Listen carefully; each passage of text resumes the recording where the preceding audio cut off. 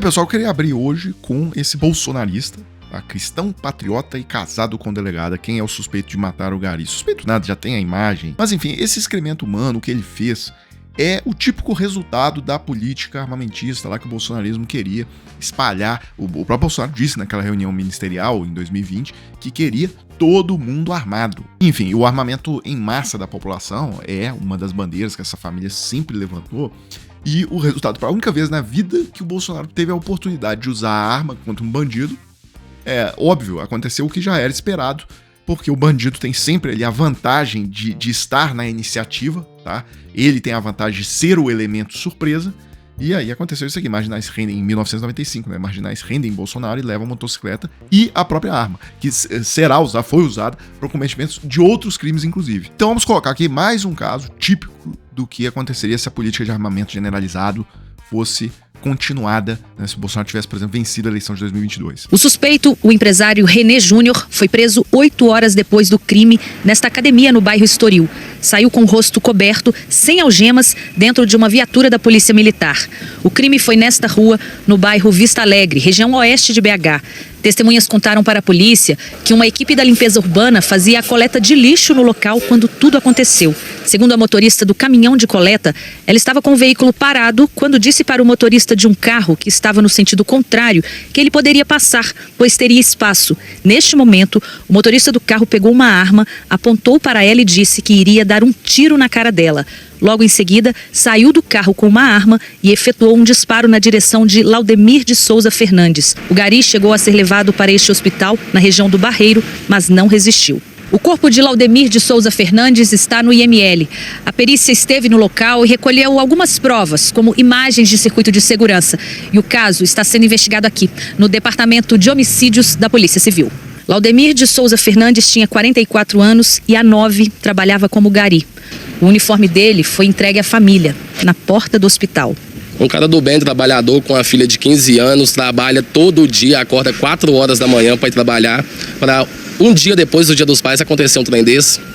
É muito ruim, horrível, não tem nem explicação para um sentimento desse. Os colegas de profissão de Laudemir dividem o mesmo sentimento da família e pedem justiça. Isso é covardia, viu? Matou um dos nossos aí, covardia! E isso vem na esteira daquele caso, pouco mais de um mês atrás, um mês e meio, motorista de Sergipe que atirou em carro e matou o bebê após ultrapassagem, diz que disparou para assustar a família. Mais um caso também do que... Agora, imagina se fosse o libera geral de armas que o Bolsonaro queria.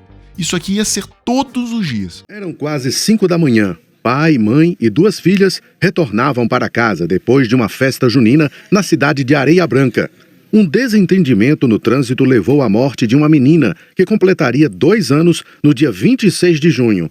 Laila Sofia foi baleada na cabeça. Esse desentendimento no trânsito que culminou na morte dessa criança de apenas 2 anos de vida aconteceu a aproximadamente 300 metros da casa onde morava essa família. Segundo os pais da menina, eles não conheciam naquele momento quem estava na caminhonete. O pai da criança buzinou pedindo uma ultrapassagem.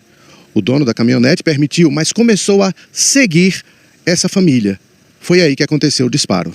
Câmeras de segurança da Rua África, em Areia Branca, registraram o momento do disparo. Esta imagem dá para ver... E o que eu acho curioso é o seguinte, percebam. Esses canalhas, eles nunca aparecem, quando acontece isso aí, eles nunca aparecem e botam a cara e falam, não, tem que armar todo mundo mesmo, mantém minha posição. Nada, aí eles somem, eles submergem quando acontecem esses casos. Bem, mas enfim, eu queria seguir aqui, pessoal, mudar de assunto. Haddad, Bessent e a inversão do ônus da prova, um artigo da Maria Cristina Fernandes que está hoje no Valor Econômico, muito interessante, e ela dizendo o seguinte, o bolsonarismo cava medidas contra o Brasil, lá, enfim, com os diálogos com Trump e etc. Obstrui qualquer tentativa do governo de revertê-las e depois repreende Lula e ministros por não terem acesso a Trump e aos secretários.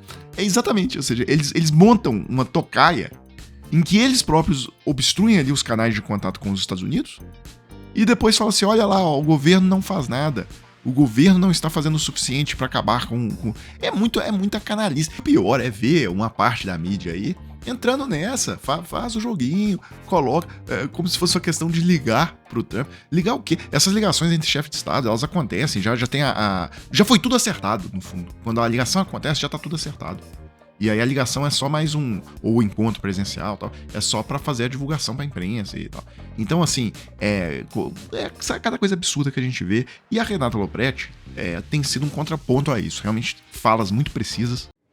Muita ilusão sendo vendida na história do tarifaço. A maior do dia foi a do governador Tarcísio de Freitas, que sugere ao governo federal ir a uma mesa de negociação que ele sabe muito bem está interditada. E ao presidente Lula fazer um telefonema que ele também sabe daria errado, porque na origem desta crise tem um só nome, Bolsonaro, mas isso o governador não pode dizer. Então, como é bom, como me dá uma sensação boa, quando eu vejo alguém falando o óbvio com essa clareza. Sabe, quando eu olho uma coisa aqui, Armínio Fraga, Estados Unidos pegaram pesado com o Brasil, não vejo aonde querem chegar. Tá claro onde eles querem chegar. O Trump tentou um golpe de Estado em 2020, inclusive assim, gravado, tem a ligação gravada do Trump pro secretário de Estado da Geórgia pedindo lá, me arruma aí 11 mil votos, que é o que eu preciso pra virar a eleição. Tudo gravado. E aí, ele, além de ter feito contato com as Forças Armadas, tá lá no livro do general Mark Milley e tal, e ele acha o Trump inaceitável esse exemplo que o Brasil dá ao mundo, de punir a tentativa de golpe de Estado. Esse que é o ponto, até porque ele precisa de dar um golpe de Estado, muito provavelmente, na eleição de 2026. Eu tenho mostrado pra vocês as pesquisas, dando vantagem aos democratas, mas não só pesquisa. Ontem eu trouxe um dado novo pra vocês, que é, nas 5 eleições fora de época que houve agora em 2025, deputados que faleceram, deputados que renunciaram, etc., eles convocam novas eleições para aquele distrito. E os democratas estão performando, em média, 13 pontos acima nos respectivos distritos do que a Kamala Harris performou na eleição de 2000. Então aqui já não é mais pesquisa, aqui é dado já real, de eleições reais que estão acontecendo. Bem, só pra gente fechar aqui, saiu o dado da inflação de julho, ficou em 0,26%. Em julho do ano passado ficou em 0,38%, ou seja, foi um dado bem abaixo do que vinha. E, aliás, um dado veio abaixo também das expectativas do mercado financeiro. Bem, isso eu, inclusive, vinha chamando a atenção disso. Mostrei uma foto que eu tirei no supermercado, agora, questão de uma semana e meia atrás. Azeite andorinha, R$29. Isso aqui chegou a custar R$60 quando houve aquela escassez generalizada em 2024 ali de azeite no mundo todo.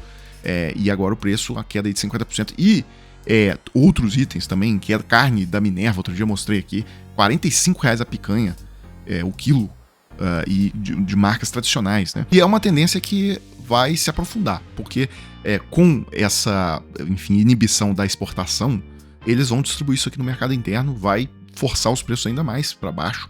E isso se soma a essa notícia de que o dólar hoje opera nos menores níveis em um ano.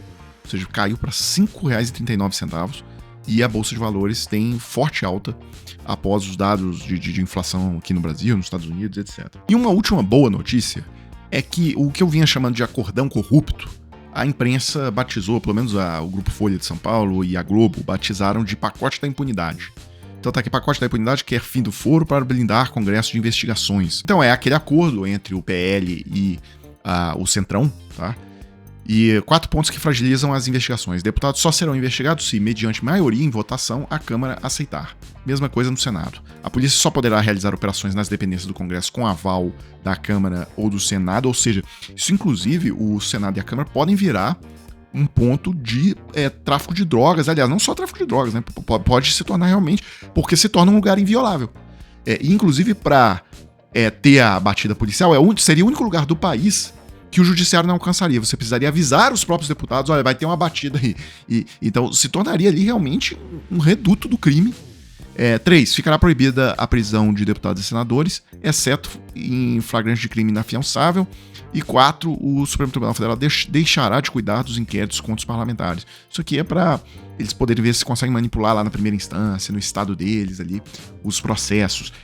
Bem, isso aqui, a Andréa Sadi, da Globo, já sondou ali com ministros do STF e eles dizem que isso aqui é inconstitucional, tá? Chamaram, inclusive, de aberração esse projeto. Agora, a notícia boa que eu trago é a seguinte. O jornalista Kleber Lourenço, ele é do ICL, tá aqui, que fumaça branca em Brasília. A eterna reunião de líderes da Câmara acabou de acabar. O que ficou acertado? Não vão pautar nem essa desgraça desse foro da impunidade, enfim, e nem a anistia, tá, para os golpistas. Prioridade é a pauta de proteção às crianças na internet. A anistia morreu pela 10ª vez nesse ano. Só chegamos naquele momento do vídeo em que eu falo com vocês daquela oportunidade para se trabalhar de casa, 100% home office, você que está precisando de um dinheiro extra, ou você que está precisando até mesmo da fonte primária de renda. Olha só, eu trouxe alguns novos depoimentos para vocês de pessoas que procuraram o Clayson e obtiveram um excelente resultado. A Maria, por exemplo, relata que estava desempregada, então ela está por conta, ela é dedicação exclusiva, tá? E tirou, por exemplo, $984 esse mês, fazendo a conversão das aproximadamente R$5.500. Agora, mesmo para você que não está na condição de desempregado, a gente tem aqui, por exemplo, o depoimento do Carlos Matos. Ele é uma pessoa que procurou o Clayson, mas ele tem outro emprego. Ele dizendo aqui, olha, hoje, por exemplo, cheguei exausto depois de mais de 10 horas no trabalho lá na fábrica e estou aqui, né, dedicando e tal, queria compartilhar o resultado de um mês, $643, tá? Ou seja, conseguiu aí aproximadamente R$3.200, sem ser dedicação exclusiva, tá? Só reforçando aqui, não é bet, não é casa de aposta, não é nada disso, isso aqui é trabalho sério. Então, se você tiver interesse nessa oportunidade, pode clicar no link que tá aqui abaixo na descrição do vídeo e você vai conversar lá com o Clayson, que vai te explicar tudo direitinho, você vai compreender exatamente do que se trata. Pessoal, então é isso, eu fecho agora e volto numa próxima oportunidade.